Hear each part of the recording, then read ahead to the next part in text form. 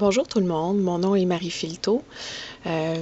Suite à une demande générale, j'ai décidé de faire une vidéo de la présentation que j'ai présentée dans le cadre des Journées acéricoles 2015. Si vous désirez avoir plus d'informations, le contenu de cette présentation reflète les résultats de ma thèse de doctorat que j'ai obtenue à l'Université Laval.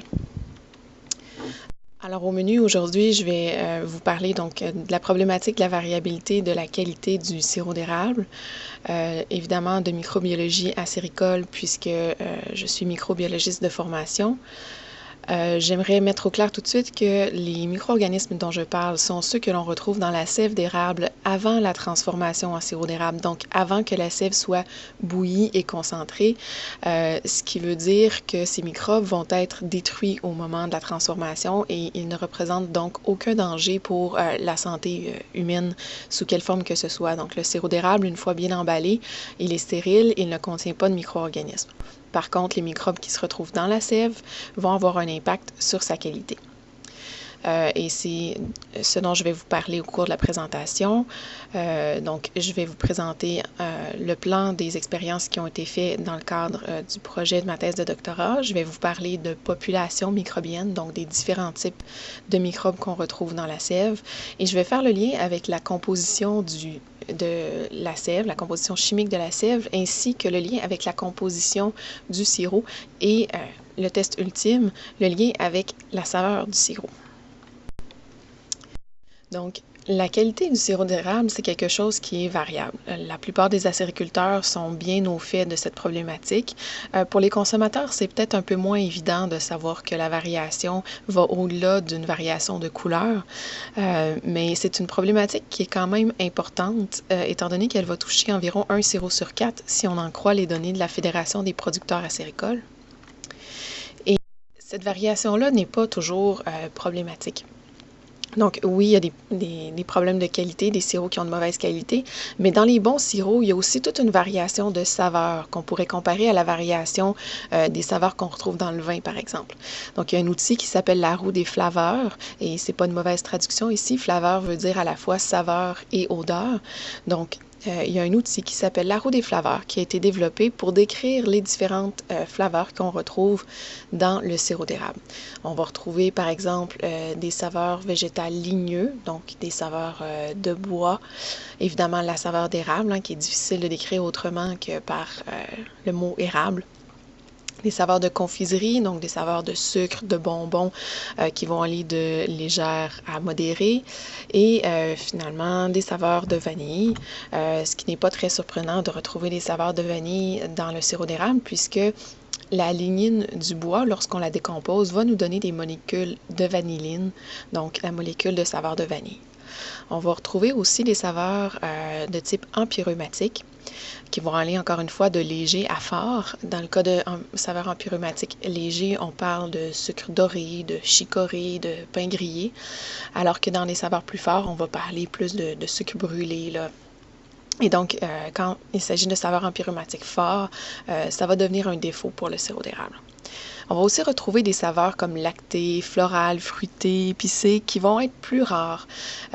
Donc ça, c'est des saveurs que je ne pourrais pas nécessairement commenter au cours de la présentation de manière très détaillée, étant donné que ça aurait pris un échantillonnage beaucoup plus large pour pouvoir inclure des résultats sur ce type de saveurs-là, puisqu'on les rencontre pas très. Donc, qu'est-ce qui va amener toute cette variation de saveurs? Pourquoi est-ce qu'on peut retrouver autant de goûts différents dans le sirop? Ce qui vient en tête souvent, c'est le climat qui va influencer la coulée. Donc, d'année en année, le climat ne sera pas identique. Mais également l'arbre, l'érablière, l'arbre par sa génétique. Tous les individus sont génétiquement différents, mais les arbres aussi, même s'ils se ressemblent davantage, vont être génétiquement différents aussi.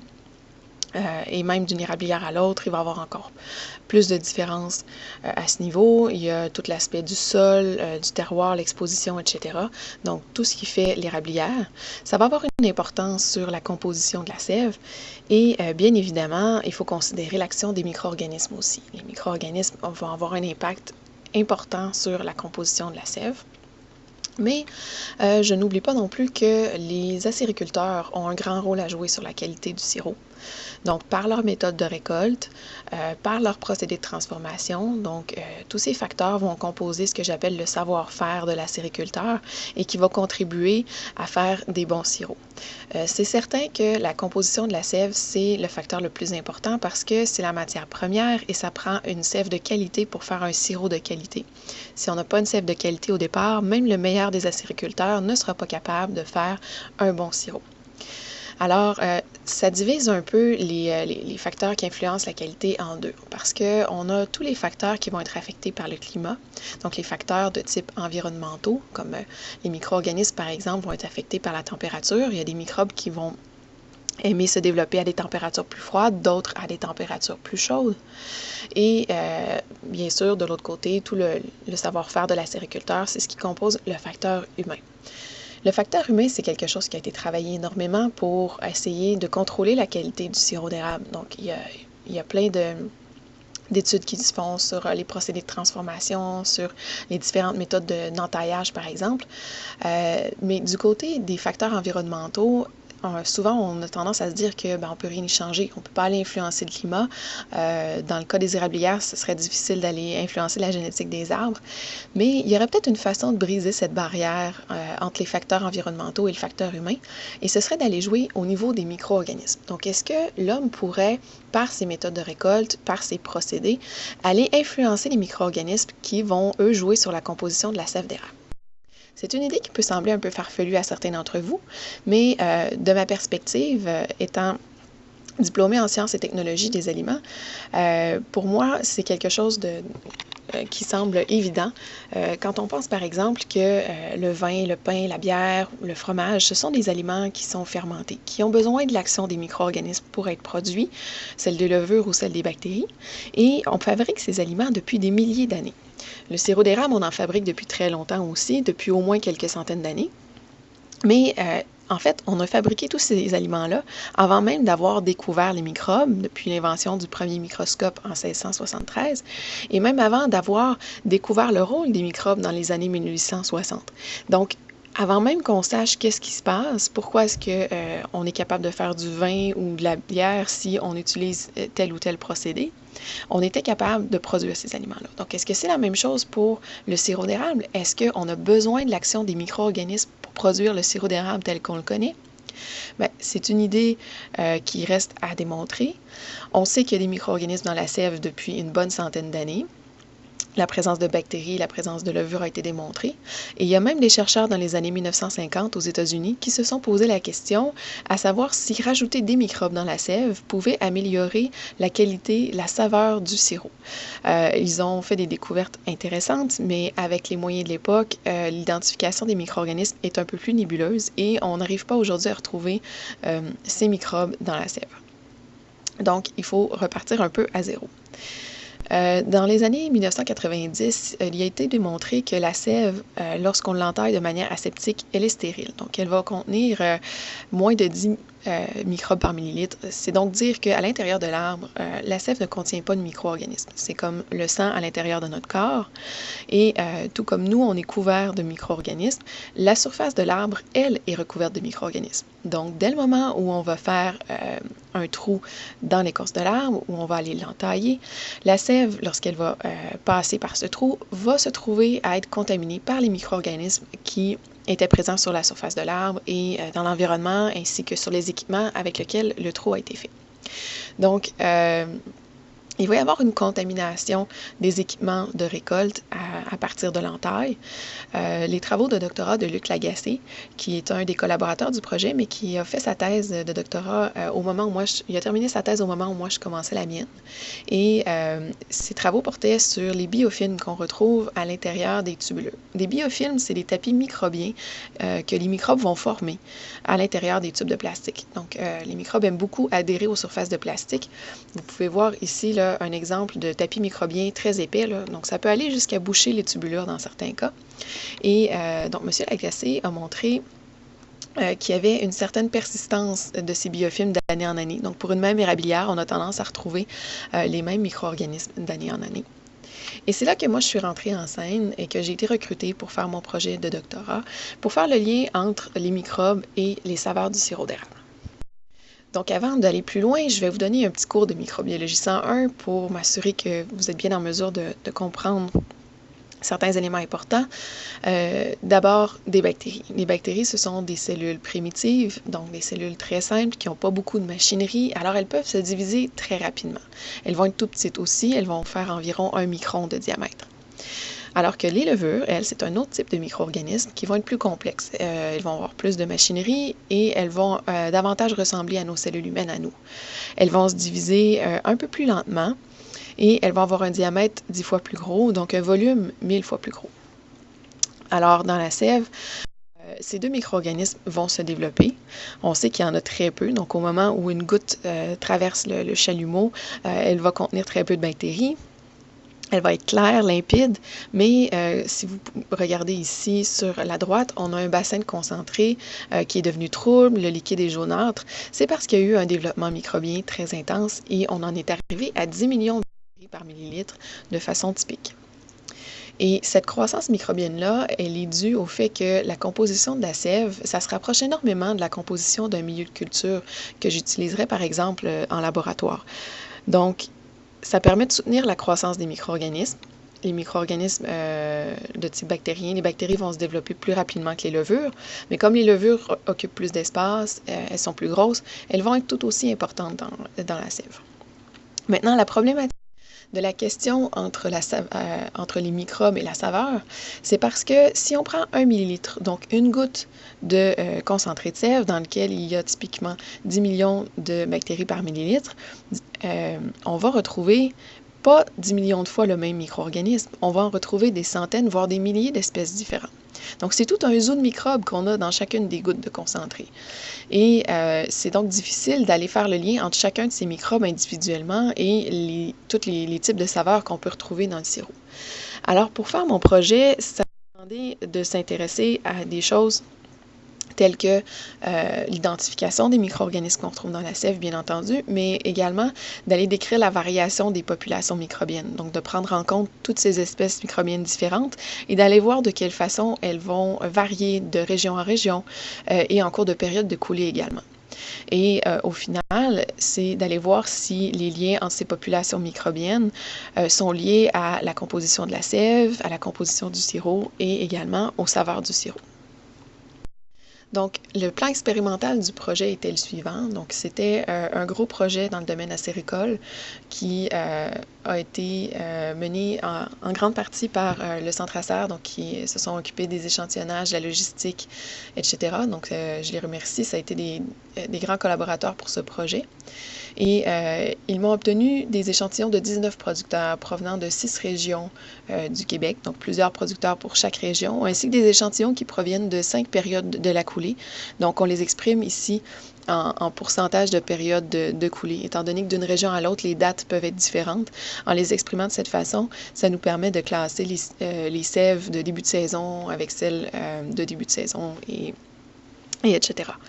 Donc, au final, nous avons obtenu un ensemble de 95 échantillons de concentré de sève, mais également, nous avons recueilli des échantillons de sirop faits par le producteur et afin de s'assurer que les méthodes de production du producteur, que son savoir-faire n'allait pas être ce qui allait influencer les résultats sur la qualité du sirop, il y a également des sirops de laboratoire qui ont été faits pour pouvoir produire des sirops, dans le fond, d'une manière qui est standardisée et qu'on soit en mesure de regarder quel est l'effet vraiment de la composition de la sève et donc des micro-organismes sur la qualité du sirop au final. Alors, je vais partir de cette diapositive pour vous donner un point de repère pour le reste de la présentation et je vais vous présenter les différentes analyses qui ont été faites sur ces échantillons.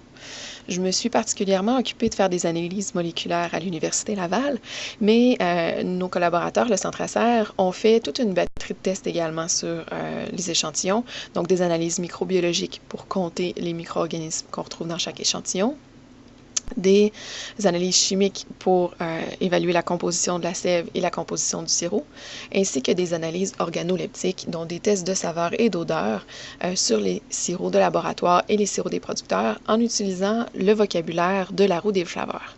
Et je vais tout de suite vous présenter ces résultats en fonction de la la saison. Donc, sur l'axe de gauche à droite, vous pouvez voir la progression de la saison, des échantillons début, milieu et fin, alors que sur l'axe de gauche, vous voyez la note moyenne pour chacune des saveurs qui a été évaluée par le panel d'experts du Centre Acer.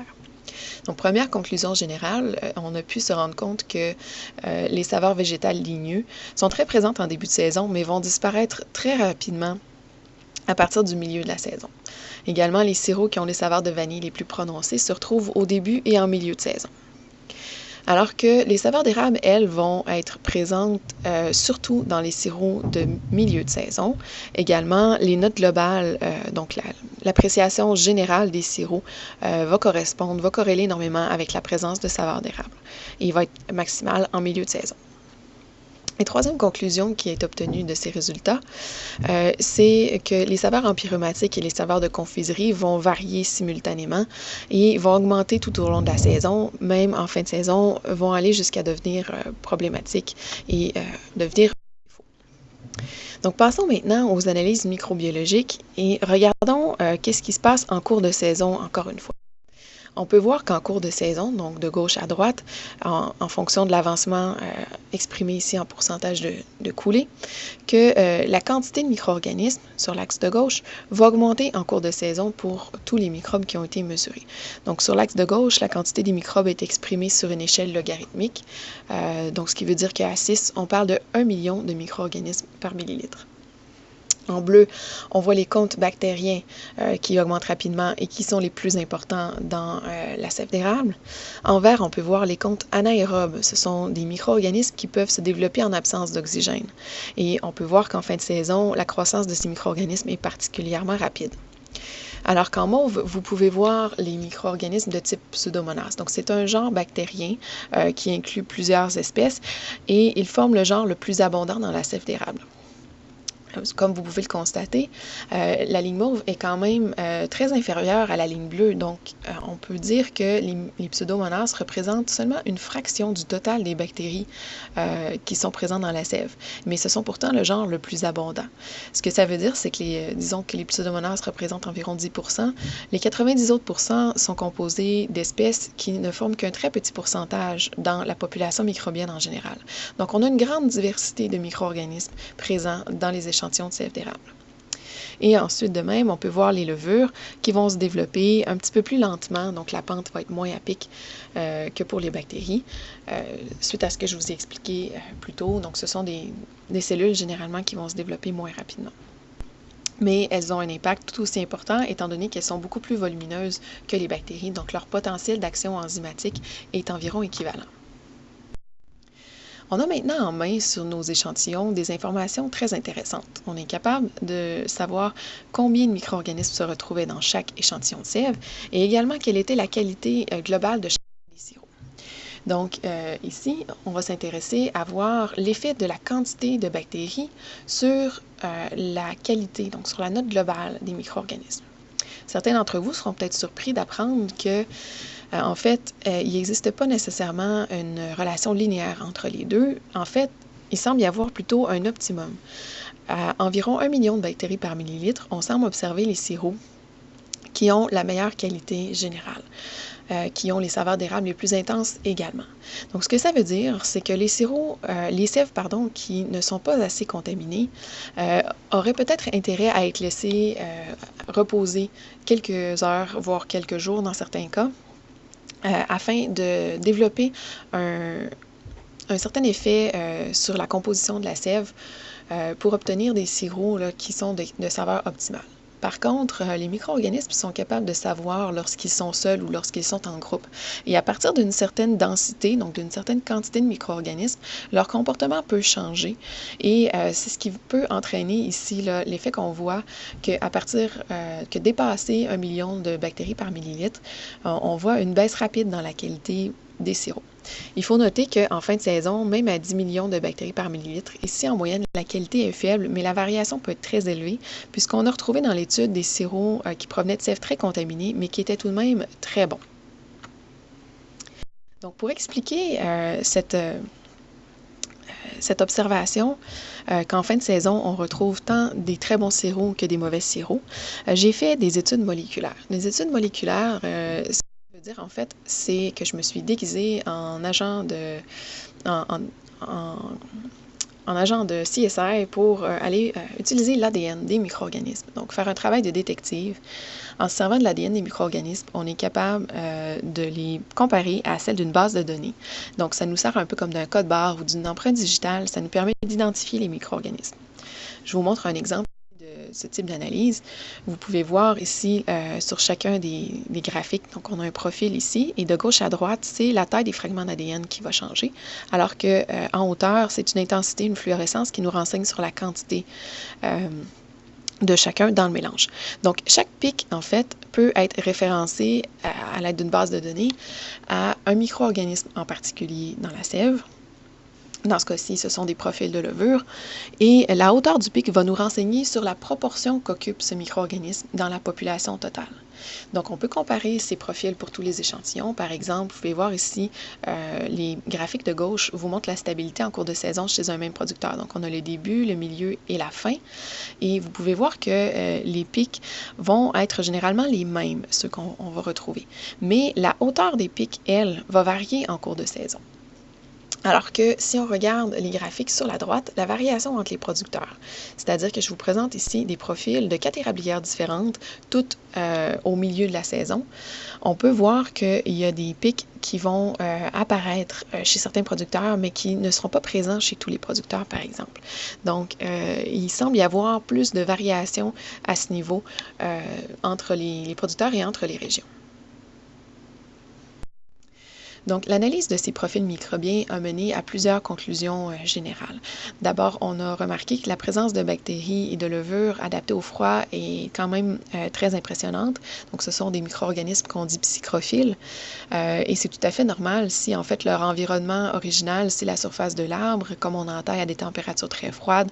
Les micro-organismes sont adaptés à l'environnement. Et donc, c'est normal de retrouver des microbes qui ont une préférence pour le froid. Ce que ça veut dire, c'est que ces microbes sont capables de se développer même si on entrepose la sève dans des bassins réfrigérés à 4 degrés.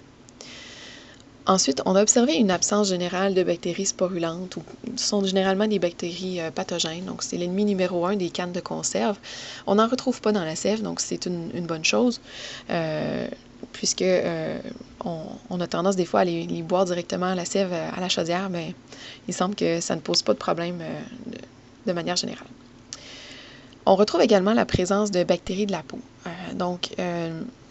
C'est parfois difficile d'établir d'où viennent les micro-organismes de manière générale, mais il y a quand même beaucoup de ressemblances entre les profils microbiens de la sève et des profils microbiens qui ont été étudiés sur la peau humaine. Donc, ça laisse penser que la contamination par la peau pourrait être assez importante dans la sève et donc ça amène un questionnement par rapport aux pratiques là, lors de l'entaillage, par exemple, ou de l'entretien des instruments pour l'entaillage. Également, on retrouve la présence de bactéries lactiques. Ce sont des bactéries généralement associées aux végétaux, donc c'est normal qu'on les retrouve à cet endroit. Et ces bactéries ont la capacité de faire de la fermentation. Donc, elles vont en absence d'oxygène, ce sont des bactéries anaérobes dont je vous ai parlé précédemment. En absence d'oxygène, c'est des bactéries qui vont aller attaquer les sucres et les transformer en acide. Donc, c'est quelque chose qu'on ne souhaite pas. On ne veut pas faire de la fermentation avec la sève. Les sèves acides vont donner généralement des mauvais sirops. Également, on a retrouvé 3 espèces de levures et 2 bactéries qui sont dominantes. Ce que ça veut dire, c'est que ce sont des microbes qu'on a retrouvés de manière systématique dans toutes les érablières et aussi à tous les moments de récolte. Donc, ça laisse penser que ces micro-organismes pourraient être responsables d'une certaine transformation au niveau de la sève qui mène à la production de sirops de saveurs caractéristiques telles qu'on les connaît. Et que ces micro-organismes-là étaient absents, peut-être que le sirop qu'on produirait ne serait pas aussi savoureux ou ne ressemblerait pas à ce qu'on en connaît. Je vous parle maintenant de la variation des profils en cours de saison. C'est une analyse un petit peu plus compliquée, mais soyez rassurés, c'est pas très difficile à interpréter. Ça s'interprète comme une carte géographique un peu. Chaque point représente en fait un échantillon de sève, représente un profil microbien de sève. Et la distance entre les points représente la similarité entre les profils. Donc, plus les points sont distancés, plus les profils sont différents. Ce qu'on peut remarquer, c'est que les points bleus, donc les points qui appartiennent aux échantillons de début de saison à l'échelle de la province, vont se regrouper davantage entre eux et vont être distincts de ceux du reste de la saison. Ce qui indique qu'il y a un changement majeur, global, à l'échelle de tous les producteurs entre le début de la saison et le milieu de la saison. C'est un changement qui corrèle étrangement avec la disparition de la saveur végétale ligneuse dans les échantillons de sève.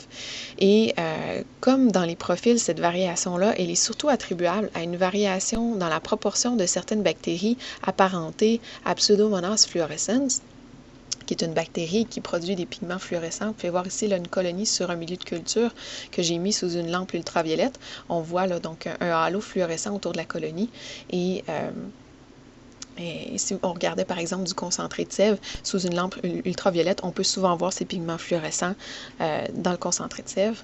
Donc, des changements dans la proportion de certaines bactéries apparentées à Pseudomonas fluorescens vont survenir entre le début et le milieu de la saison. On sait que les bactéries du genre Pseudomonas possèdent beaucoup d'enzymes qui permettent de dégrader, par exemple, la lignine du bois. Et donc, ça pourrait être une des explications pourquoi les saveurs de bois vont diminuer énormément entre le début et le milieu de la saison, si ces micro-organismes ont un rôle à jouer dans ce phénomène. Également, les profils, comme je vous l'ai dit précédemment, varient entre les producteurs, surtout entre les régions aussi, on a pu voir certaines variations. Je vous présente ici une analyse en fait qui visait à aller prédire d'où provient chaque échantillon de sève en regardant uniquement les populations de levures dans chacune d'entre elles. Ce que vous pouvez voir, les ellipses ici, montrent qu'on a quand même réussi, sur la base de ces profils, à bien distinguer les échantillons des différentes régions et même à l'échelle d'un site de production, on est capable de le faire aussi. Ce que ça veut dire, en fait, c'est que les levures représentent un élément de typicité de chacune des érablières, étant donné qu'ils semblent être propres à chaque érablière et avoir certaines similarités entre régions. Ça amène un questionnement par rapport à la contribution à des saveurs plus rares, comme les saveurs épicées, florales, etc., étant donné qu'on sait que les levures sont des grands producteurs de molécules aromatiques, des molécules de saveurs. Par exemple, certaines levures peuvent produire des saveurs de banane. Donc, si vous rencontrez un jour un de vos sirops qui goûte la banane, dites-vous que c'était probablement à cause d'une levure qui s'est retrouvée dans la sève. Donc, maintenant, j'aimerais vous parler un petit peu des analyses chimiques qui ont été faites. Les analyses chimiques qui ont été faites ont couvert presque tous les composés qu'on retrouve dans la sève. Donc, le sucrose, le glucose, le fructose, donc des sucres. Également, plusieurs acides organiques ont été dosés, les composés phénoliques, qui sont en fait les molécules de la décomposition du bois. Et par contre, dans le cadre de cette étude, les acides aminés et les minéraux, eux, n'ont pas pu être analysés. Donc, il y avait déjà beaucoup d'analyses faites sur les échantillons. On a dû faire des choix et ceux-là ont été laissés de côté. L'information qu'on a obtenue sur la composition chimique a été très intéressante et je vous explique un peu. Le sucrose, on sait que ça provient de l'arbre. Donc, c'est son sucre de réserve, son antigel, etc. Donc, le sucre dans la sève, sous forme de sucrose, il est là de manière naturelle. Le glucose et le fructose, par exemple, ne se retrouvent pas dans la sève à l'intérieur de l'arbre parce que la présence de glucose et de fructose dans la sève, elle est particulièrement attribuable à la présence de microbes dans la sève qui vont produire des invertases. Ce sont des enzymes qui vont aller couper les molécules de sucre pour aller former à chaque fois une molécule de glucose et une molécule de fructose. Donc, chaque fois qu'on coupe une molécule de sucrose, on obtient une de glucose et une de fructose. Et ces molécules de glucose et de fructose ne possèdent pas les mêmes propriétés au niveau chimique que le sucrose. Donc, une fois qu'elle est coupée, elle va réagir différemment lorsque on la fait chauffer. Parce que le glucose et le fructose vont réagir avec des acides aminés dans la sève, dans une réaction qu'on appelle la réaction de Maillard. Donc, lorsqu'on chauffe la sève et on la transforme, on la concentre, les réactions de Maillard vont combiner les molécules de glucose et de fructose avec des acides aminés pour former de longues molécules qui vont être responsables d'arômes empyreummatiques et de couleur foncée. Donc, la réaction de Maillard, c'est la même réaction lorsqu'on fait griller du pain ou griller de la viande. Donc, si on le fait de manière légère, ça va être agréable, mais si on laisse la réaction se produire trop longtemps, on va se retrouver avec un sirop qui goûte le brûlé, de même qu'on aurait des toasts brûlés si on fait chauffer trop longtemps.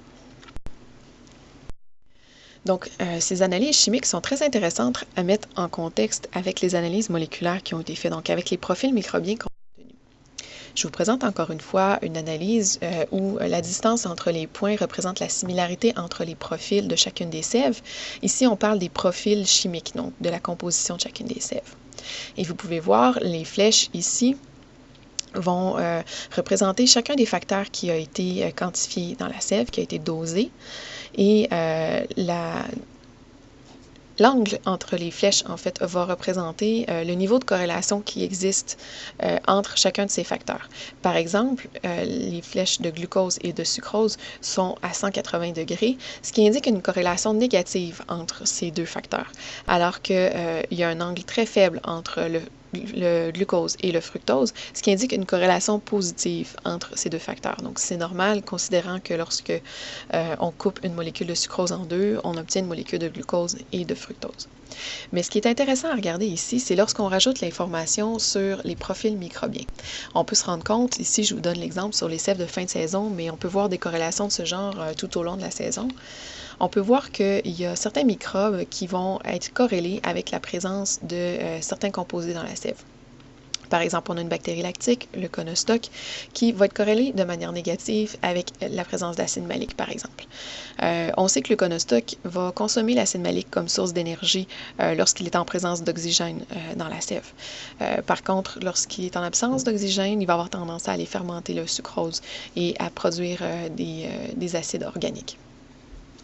Également, on a observé une corrélation entre Geomyces pullulans, qui est une levure qui fait partie des levures qui sont systématiquement présentes dans les échantillons.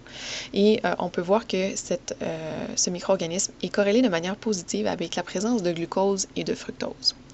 Avoir une certaine dose de glucose et de fructose dans la sève, c'est bon parce qu'on veut un certain développement des réactions de Maillard.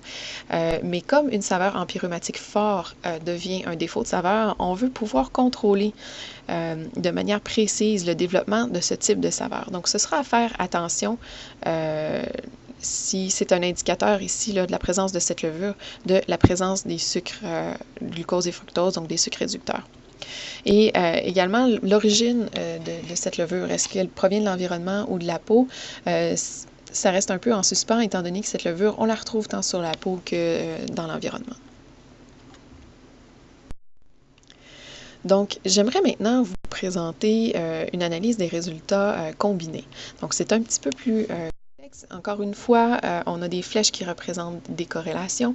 Donc, les flèches qui sont à l'opposé les unes des autres vont représenter des corrélations négatives et les flèches qui sont superposées ou très près les unes des autres vont représenter des corrélations positives. Donc, ce que je vous présente ici, ce sont les résultats sur les sirops de fin de saison. Donc, je l'ai dit précédemment, en fin de saison, c'est là qu'on observe le plus de variations dans la qualité du sirop. C'est le moment auquel on retrouve également le plus de contamination microbienne. Donc, c'est le moment où on peut observer l'effet le plus important de l'action des microbes. Et donc, je vous présente les résultats pour les sirops faits en laboratoire. Ce qu'on peut observer ici, c'est qu'il semble y avoir une corrélation négative là, entre deux groupes de facteurs. Un groupe de facteurs qui est corrélé avec la présence de bactéries totales, donc avec la contamination totale. Et ça semble corréler négativement ici avec la proportion de Merachia et la proportion de Pseudomonas fluorescens qu'on retrouve dans la sève. Donc, deux micro-organismes présents de manière systématique dans les échantillons également.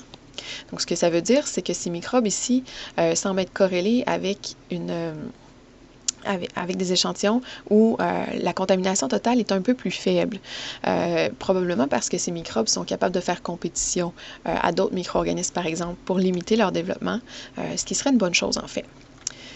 Mais ce qui est encore mieux, c'est de se rendre compte que ces micro-organismes sont corrélés également avec, par exemple, les saveurs de vanilline et, à l'inverse, corrèlent négativement avec des saveurs, la présence d'acide dans le sirop et la présence également de glucose et de fructose dans le sirop. Et si on superpose ensuite les analyses qui ont été faites sur les saveurs, on peut se rendre compte que on a également des saveurs qui sont corrélées là, avec ces types de sirops. Donc, on a des sirops qui ont des saveurs de confiserie, des saveurs empyreummatiques plus intenses avec les échantillons où la contamination est plus élevée et où le sirop est plus acide. Mais dans nos échantillons où on avait une abondance plus élevée de Pseudomonas, on a des saveurs d'érable plus prononcées. On a des sirops de meilleure qualité et qui vont goûter également davantage la vanille. Alors tout ça, ça nous indique qu'en fin de saison, on a deux types de sirops parce que on a au moins deux types de profils microbiens. On a des profils microbiens qui sont riches en Pseudomonas fluorescens et en Brachia et ces profils-là vont mener à des sirops de bonne qualité, même si la contamination peut être quand même importante en fin de saison. Alors que à l'opposé, on va avoir d'autres sèves où la contamination microbienne va être devenue problématique et va avoir occasionné des sirops qui ont des défauts de saveur de type empyromatique et des couleurs très foncées. S'il y a des sceptiques parmi vous, sachez que nous avons confirmé la présence de ces corrélations, même avec les sirops des producteurs, et également avec un jeu d'échantillons qui provenait d'une autre année d'échantillonnage. Et également, on est allé s'assurer qu'on retrouvait les mêmes micro-organismes dominants dans ces échantillons de sève. Donc, c'est pas parce que notre année d'échantillonnage avait quelque chose de particulier, étant donné qu'on est capable, plusieurs années plus tard, de retrouver les mêmes tendances, les mêmes corrélations. Pour ceux qui auraient du mal avec les graphiques, avec les flèches, je vous présente une intégration des résultats un petit peu différente, mais qui permet de mettre ensemble un peu tous les résultats qu'on a obtenus. Donc, vous voyez sur l'échelle du bas de gauche à droite les comptes microbiens, encore une fois exprimés sur une échelle logarithmique. Donc, à 6, on parle encore une fois de 1 million de bactéries par millilitre. Et sur l'axe de gauche, on peut voir le pourcentage de glucose dans la sève.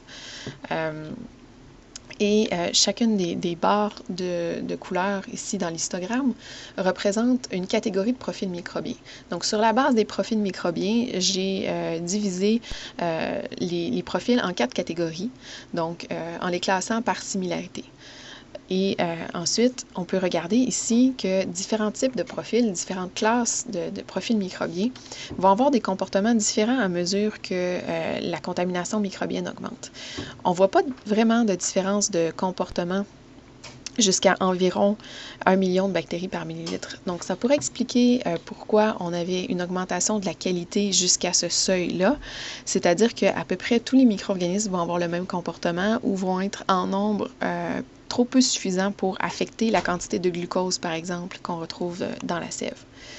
Et pour chacune de ces catégories de profils, je vous indique un peu quels sont les micro-organismes qui sont caractéristiques de ces types de profils-là.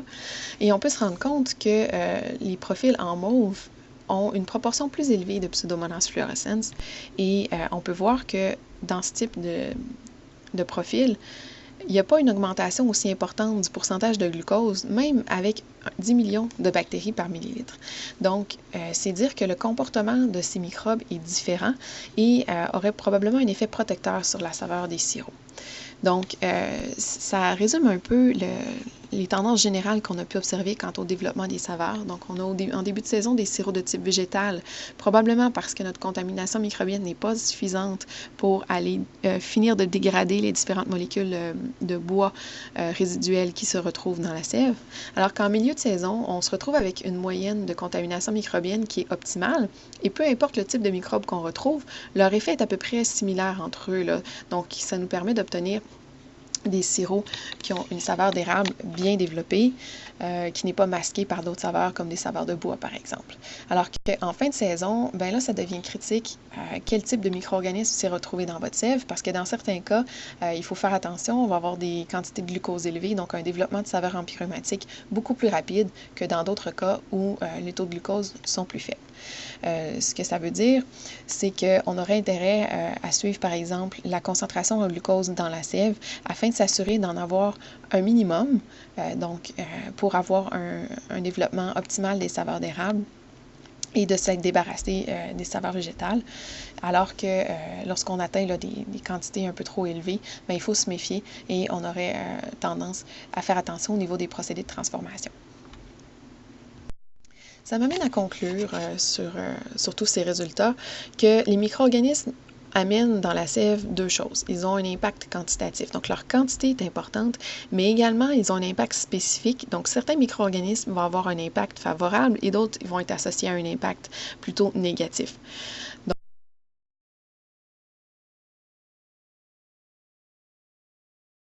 C'est certain qu'il va falloir aller valider certains des effets spécifiques. Je ne vous ai pas présenté des relations de cause à effet, je vous ai présenté des corrélations. Donc, dans certains cas, il faut s'assurer que les effets que l'on pense être sont réels. Également, je pense qu'il faudrait faire des études concernant l'origine de la contamination et au niveau des pratiques d'hygiène. Donc, peut-être d'évaluer, par exemple, est-ce que le port de gants serait quelque chose à suggérer au moment de l'entaillage, par exemple, pour réduire le niveau de contamination provenant de la peau. Également, ça amène beaucoup de perspectives au niveau des modulations possibles des populations microbiennes dans la sève. Je parle de modulation du microbiote, donc des populations microbiennes, par l'entretien du système de collecte. Donc, est-ce qu'avec certaines méthodes d'entretien, on favorise certains micro-organismes au détriment d'autres? On peut penser également à faire de la microfiltration à certains points stratégiques dans le système, également au niveau du contrôle des conditions d'entreposage de la sève. Donc, dans certains cas, de pouvoir laisser entreposer la sève pendant quelques jours pour optimiser le développement des micro-organismes jusqu'à, par exemple, 1 million de bactéries par millilitre. Ça pourrait être avantageux dans la plupart des cas, donc en début de saison. Alors qu'en fin de saison, on pourrait contrôler les conditions autrement. Une chose est certaine, il faut éviter d'entreposer la sève en absence d'oxygène. Donc, il ne faut pas entreposer la sève dans des réservoirs hermétiques. On ne veut pas faire de la fermentation, on ne fait pas des cornichons. Donc, c'est à faire attention. Également, ça amène des perspectives au niveau du biocontrôle. Comme le vin et le fromage vont le faire, rajouter des microbes dans la sève, comme inoculum par exemple, pour aller s'assurer qu'on a les bons micro-organismes, ceux qui sont favorables au développement des saveurs par exemple.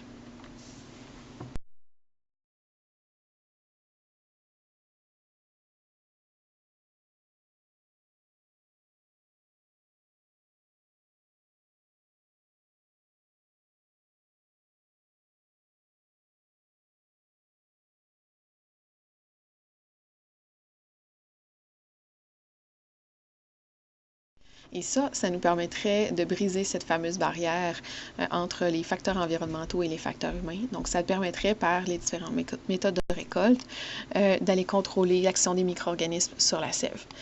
Le vin, le pain, les autres aliments fermentés, c'est vrai qu'on les a fait des milliers d'années avant de savoir que les micro-organismes existaient. Mais depuis qu'on connaît l'action des micro-organismes, depuis qu'on est capable de le contrôler et de faire des inoculums, par exemple, on produit de bien meilleurs vins et de bien meilleurs fromages et surtout toute une diversification de ces produits. Donc, en perspective, peut-être un peu plus philosophique, je pense que la sériculture devrait faire l'objet d'appellations d'origine contrôlée, comme c'est le cas pour le vin, les fromages et bien d'autres produits alimentaires. Donc, je pense que si on regarde toutes les régions de production différentes qui existent pour le sirop d'érable, ce serait important de se positionner d'une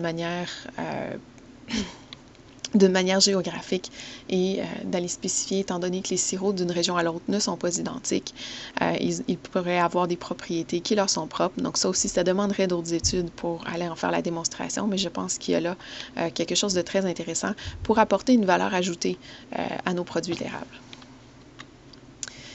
Et sur ce, je vais terminer ma présentation en remerciant mon directeur de thèse, Denis Roy, Gisèle Lapointe, qui était ma co-directrice, et également Luc Lagacé, qui a été le point de liaison avec le Centre Acer, donc notre collaborateur dans le projet, ainsi que toute son équipe, et également les instituts de financement provinciaux et fédéraux qui ont contribué au financement de ce projet de recherche. Merci à tous.